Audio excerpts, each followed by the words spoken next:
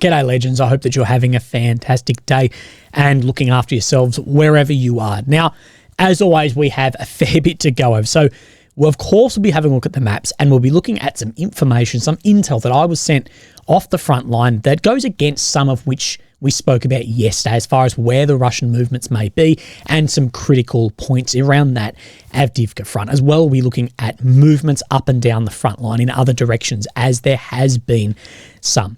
Then we'll look at this system that may end up being actually the Achilles heel for the Western weapons given into Ukraine, being GPS. And we'll look at the stated declining efficiency and effectiveness of GPS as Russia is having more success than jamming it. We'll look at Russian strikes and we'll look at Ukrainian strikes, satellites, oil refineries, a bit of everything as usual. I've actually been thinking of maybe breaking these videos up into like 4 separate ones because we just have like 10-minute pieces of whatever. Maybe they perform better, maybe worse. But I digress.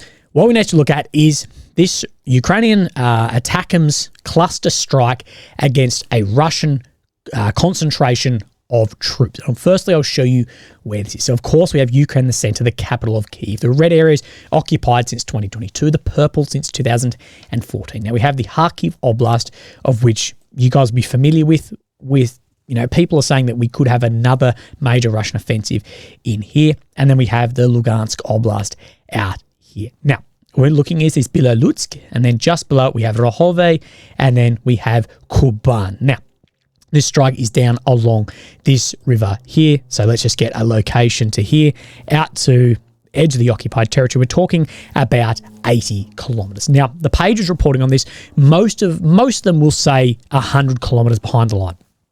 Sort of incorrect, sort of not. So we're talking 80 kilometers, 83 maybe, into occupied territory. But what they're factoring they're factoring in then a buffer of, say, 20 kilometers, 10 kilometers maybe, for where those systems were then behind the line. But as far as actually in, we're talking about 80 Ks. And concerningly in this is that they're seeing then drones operating then 80 kilometers within Russian territory. Just as concerning when we see the Russian drones operating 80 kilometers within Ukrainian territory as well. Now, this full video is available on my Telegram if you'd like to watch the entire thing, but I will be skipping through it as it is 6 minutes long. So, what we're going to do is we're just going to have a skip through, but we can see where these soldiers are built up, and you'll get a better idea around the 30 to 40 second mark. Here we see then these soldiers on the ground. Now, how many are actually here? Is difficult to get an exact count of this, but we know it's about 100, probably to the right side, just in the low 116 I've seen some people point at, but we know it's around that many. Now, in this, when we zoom out, I'll just keep my cursor on where we're actually looking so you can get an idea of where these strikes have been on target or off target. We can see a number of vehicles also sitting here. So my cursor is staying with where these troops are. So you'll get a better idea. So we're looking at where the river then turns around to the right and where this tree line is. So as we skip forward through the footage, we'll get a better idea. So we're talking down in here as this drone does one of these ones on us. So we're talking around this area. Then as we skip forward, we're continuing to look here. Now we need to come to about 3 minutes and 40. So we're looking here is where that troop build-up was. Then we see this first strike over here. Now, what exactly is this? There's a lot of all the speculation about what this is. Now, either it is a dud that hasn't gone off and has just sputtered into the ground, or it is then the canister off the cluster munitions coming down. The reason I think it may not be that is it hits approximately 12 to 13 seconds later. We see then the clusters, which we'll talk about why that is an important factor as well. So here we go. We see that. Now you can either count or look.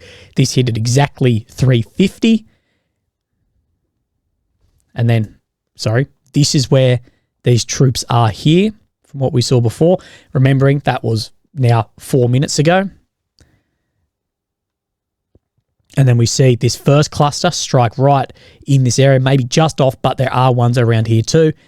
And then a second one right over the top. And you can just see the devastation of airborne cluster munitions and what they can then do on the ground right over this area. Approximately 12 to 15 seconds after we saw that first spud in or the canister drop. Why I bring that up is that's still a lot of time. If you are near a prepared position, that is enough time to get under something, away from something if you have that. Now, of course, that is not much time, and I'm not suggesting that there were no casualties here. I think there was probably very large casualties here, but it is still worth noting that there was a delay in time there, and that will have likely saved some people. So we can see the absolute devastation of around here. Then we'll skip forward a little bit and we can see that there are definitely survivors of this attack. As we then zoom in, you can see then guys on foot moving here near where those vehicles were before. Up near this water in a sec, you will then see people on foot moving then right to left of the screen as we have potato recording here. Now, this is always done on purpose. We see Russia and Ukraine do this. It's not give away how good the cameras are or aren't. They reduce the quality dramatically, and it is stepped on a lot. So we can see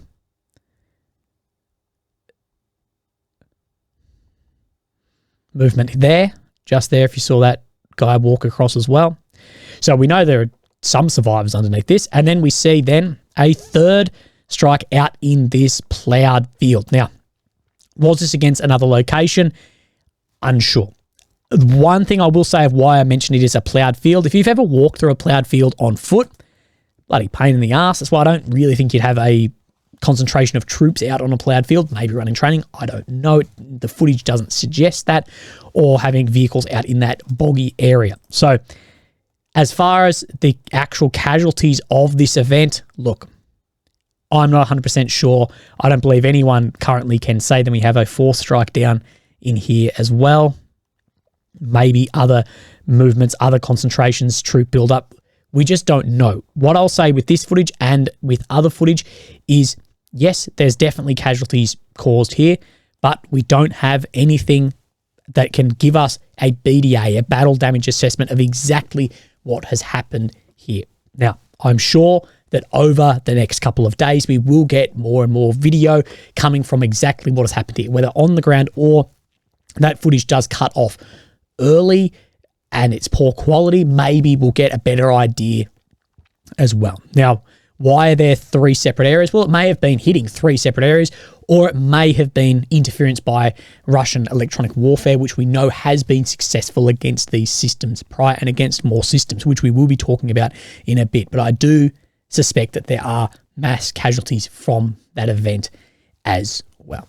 Now, Russian media and many Russian pages have been sharing this footage, and I'll say as well, this is inconclusive as well. So here we have a vehicle, but then we have said to be two HIMARS systems, then moving into this tree line and said to be struck with Iskander M. You can see sitting down in here, but as well, then we zoom out a long way, and we always zoom out from these. And this is what I say, we can't exactly say exactly what has actually been hit in here. So then we see this first strike, and you see the shockwave then hit the drone. And then we see the second strike. Now, as well, these are said to be strikes on these systems, but from this video, can we say 100% that those were hit? No, we can't get a battle damage assessment. Ukraine hasn't said that anything has been hit. So on both of these instances, both have been released today. Maybe just hold your horse on exactly what the outcome was of those. Now, we have some more Russian strikes as well down in Odessa, of course, the port city where a lot of eyes have been looking recently due to a number of Russian Iskander strikes. And last night was no different. So we're talking down here in Odessa. So we have a warehouse which is owned by a courier and logistics company, Nova Poshta, in Odessa's port. So we have this on massive fire in here, said to be struck by at least two Iskanders. Now, this is all blurred out at the bottom, not to give away geolocations. It's not me who blurred that, it's other people, but massive fire down in here. We have some footage of this as well, so you can see a fire in the distance, and then we look over just to the right here, and you'll see a strike. So a strike on target there, as well as more of just this massive fire that is burning here. Now, what is here? We don't know. Some will say it's lubricants, fuel, what would go with the fire. Others say it's a buildup of weapons, blah, blah, blah. Look, we just really don't know. With all these strikes, we never really know. Now, talking about missile stocks, this has been really spoken about everywhere in the Ukrainian pages, and I can't find where this was actually originally from. So maybe grain of salt, if you salt baby, but the GUR named the approximate stocks of missiles in Russia, as well as the dynamics of their production. Now, every time we've talked about previously since 2022 about Russian missile stocks, it's always incorrect. Whether it's incorrect intelligence, whether Russia is just making more and the intelligence was correct at the time, or it's some informational propaganda game, we just don't know, but we know we know now to be incorrect. But at the time, back in late 22, 23, Russia was meant to be out of missiles and they're still firing them in. But of the Zircon hypersonics, that they've got 40 left and can make up to 10 missiles a month, 400 Onyx and can make 10 a month, 270 Caliber and can make 30 to 40 a month, 45 KH-69 and can make 1 to 3 missiles a month. In April, Russia has about 950 missiles with a range of over 350 kilometers. So still a hell of a lot of missiles and firepower there that can go into Ukraine. But as well, with any of these numbers, please just massive grain of salt, because I can't find the original of that. And even from official sources of the amount of missiles that Russia has, again, they've been incorrect many times on that. There should only be 1 or 2 more waves. 18 months later, still having waves of attacks. Now, as well, the Ryazan oil refinery, which we know has been struck by Ukrainian drones before, has been on fire again overnight, as well as targets against other oil refineries. But the only one I can find video of is this one up here. So, yeah, as you can see, well away from Ukrainian territory. So we're talking, 500 kilometers from the nearest point. Of course, it's going to be fired from back in the territory a little bit. And we have some footage here. Again, from this footage, we can't confirm exactly what damage has been actually assessed on that target. Now, let's have a look at GPS and what has come out. And I was brought this to my attention by a friend of mine who's been incredibly reliable and a great friend of the channel, although he's anonymous. Now, I don't know if these numbers are correct, but if they are, they put the whole quality versus quantity debate in a somewhat different light. There's a very reasonable argument to make in favour of firing a very small number of highly accurate shells that will destroy their targets in a single blow, even if they're expensive. After all, it greatly simplifies logistics, reduces barrel wear, minimises collateral damage, etc. But if the enemy can jam your satellite guidance, then you just have a small number of very expensive regular shells. So bring up why you may want a small number of more effective shells. And I was like, where does this actually come from? So this is the link here if I forget to put it up. So congress.gov, meeting, blah, blah, blah, right here. It's from this document here by Dr. Daniel Pratt, Senior Fellow at the Hudson Institute. And well down in this document, it has this. Now, Excalibur artillery rounds, GPS guided, we know when they went into Ukraine had a large effect. But saying here that the artillery rounds had initially had a 70% efficiency rate hitting targets when first used in Ukraine. However, after 6 weeks, efficiency declined to only 6% as the Russians adapted their electronic warfare systems to counter it. And this goes in line with a lot of what we're hearing, both on HIMARS systems and systems like this, is the blocking of GPS and where these work. And this could be, if really effective, a real Achilles heel to a lot of then those weapon systems. And that was very interesting to read. And my friend then continues. Interestingly, the Russians use laser guidance on their Krasnopol shells, which is like their variant, which is more awkward to use because you need something to designate the target. But it's also much harder to jam, and you can hit moving targets. Of course, if a drone is used to designate the targets, you can try and jam that. It's probably harder than jamming a shell, though. There's a lot to rethink here, I reckon. So what we're talking about is if you plug into a shell GPS coordinates, you're just hitting that GPS if it isn't jammed. Where you're laser designating something is you've got a drone designating on target, whether it's moving or not, that is supplying information to the shell to then hit. Now, of course, there's still a link here that can be jammed, but he is saying that it is much more difficult to do, and that's where this laser designation is coming in, and we know that of things like the Orlan, and we think there may have been a change in the Iskanders, and maybe the Tornado to have some effect with that as well, potentially when we're seeing it hit targets and that kill chain reducing a lot. Now, speaking of GPS, we have this released that I just saw, I think it was from an ad actually from Finnair. We're suspending our flights to Tartu from the 29th of April until May 31. The approach methods currently used at Tartu Airport are based on GPS signal, and GPS interference in the area affects the usability of this method. Now, I was like, well, where is Tartu? And Tartu sits right down here in Estonia. I don't know why I've still got this up, but down here in Estonia, right across from the Russian border. And there is a lot of reporting of GPS jamming in and around this area from Russia. And there is a large reliance on GPS with weapons that are crossing into Ukraine. It will be very interesting to see what solutions are come up with for this. Now, before we get into the maps, one last thing to have a look at. This was from the Ministry of Defense of Ukraine.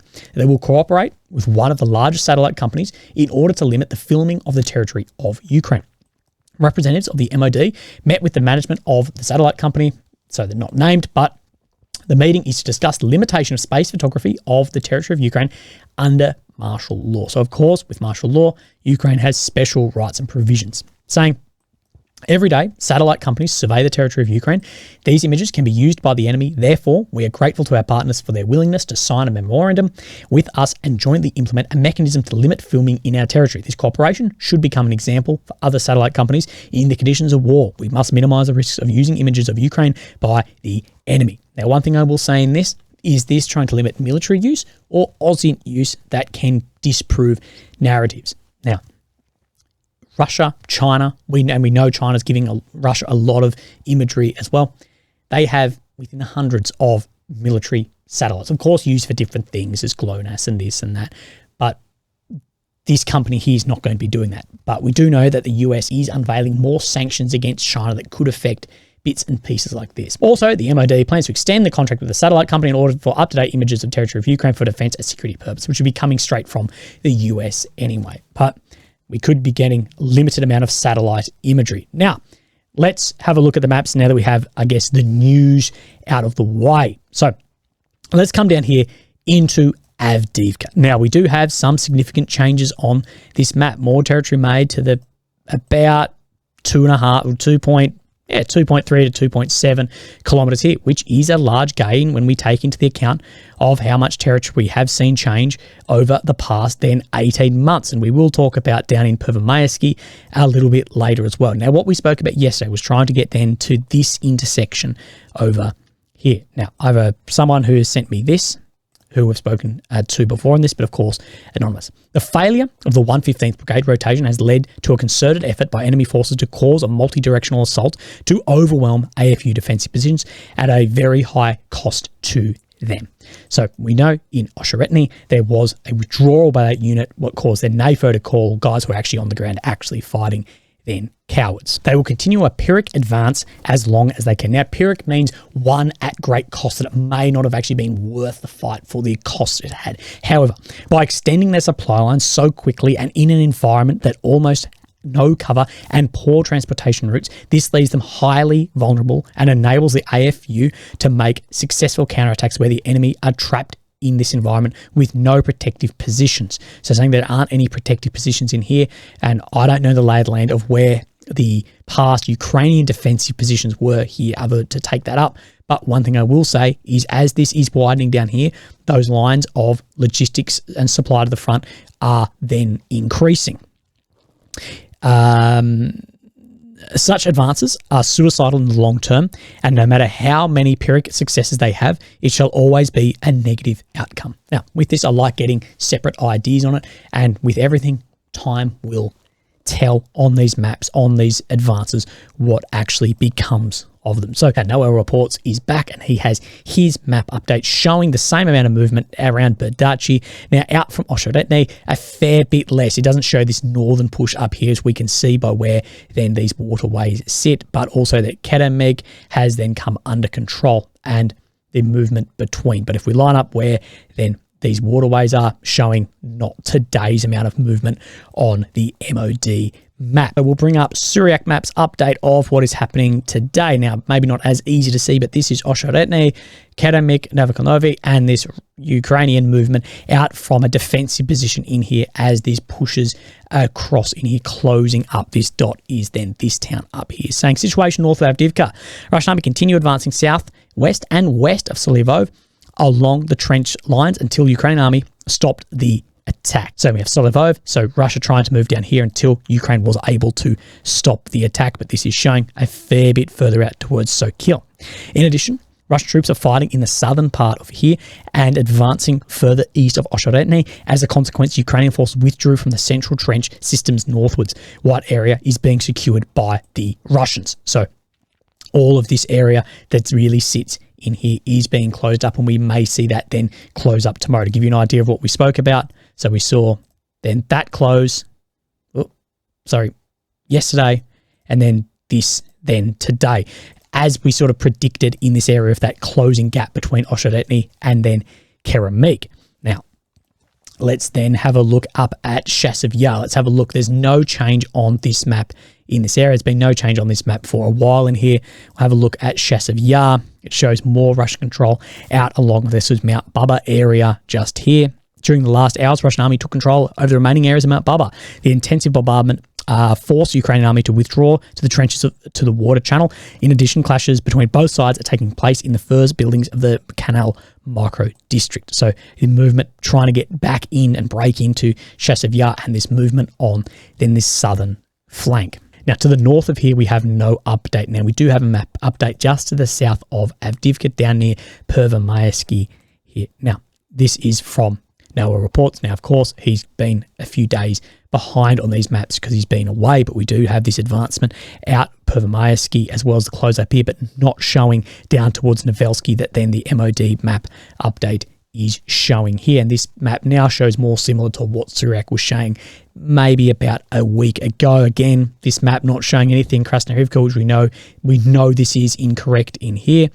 Then nothing in Novomyolivka, but we do have an update from Syriac in here showing movement to the south of Novomyolivka. I know the red is difficult to see on here, but during the last 2 days, Russian army made new advances towards Konstantinivka, Ugledar Road, and southwest of Novomyolivka. Clashes with Ukrainian army are taking place close to the outskirts of Paraskovskia. So if we have a look at where this bulge out here, this is showing just in this region as well as a movement out from Novomyolivka and closer to this next town, but no movement being shown on this map. Then we come down to Uruzani, and then we do see an update here as well as yesterday. So we saw yesterday had this update, so there has been two major steps up through here over the last few days. If we come from where this was sitting here to here, talking 1.6 kilometers, so a mile in 2 days, that is a lot considering the movement we've seen over the last 18 months. I always say, and Noah Reports does show this movement as well towards Uruzani, and then Syriac shows very similar, although Syriac is showing a lot less around where this river runs here. The MOD map is showing across, basically straight across here, where Syriac is not showing that. So when it comes to a Russian advance, we'll take the Ukrainian map as probably more on the money here. Situation here, during the last 6 days, Russian army improved the positions, the southern outskirts of Uruzani. So it'll be very interesting to see exactly where these maps catch up over the next few days. And of course, Noah Reports is showing the same down in Kherson. Now, legends, that's all for today. I had to start and restart this video at least 20 times. I just could not get through it at all. There's probably a heap of cuts in it. But look after yourselves. Have a great end to the week, and I'll see you very soon. Thank you. Bye-bye.